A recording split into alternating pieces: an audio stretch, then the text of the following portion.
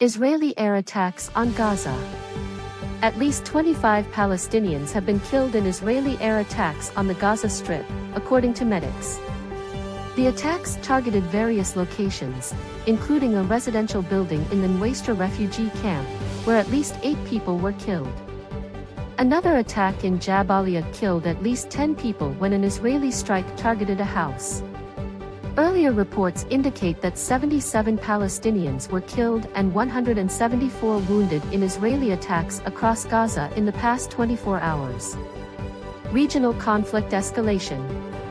The conflict has escalated in recent days, with Israel carrying out airstrikes on Yemen and Houthi forces retaliating with missile attacks on Tel Aviv. The situation has been further complicated by attacks on Hezbollah in Lebanon and the fall of al-Assad in Syria, which have put Iran under increased pressure. Experts warn that the escalation could have far-reaching consequences for the region. Humanitarian crisis in Gaza.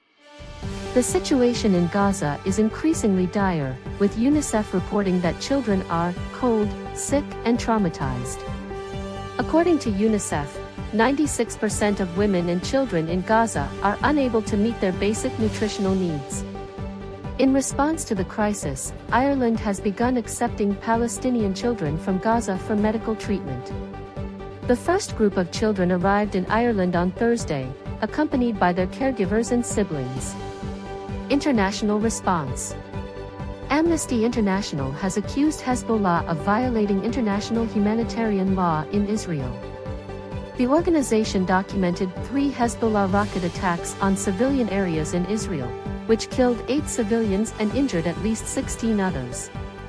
Germany has described a Human Rights Watch report on Israeli actions in Gaza as shocking. The report alleges that Israel has committed acts of genocide in Gaza by deliberately depriving Palestinian civilians of access to clean water. The international community is under increasing pressure to respond to the crisis in Gaza and to work towards a peaceful resolution.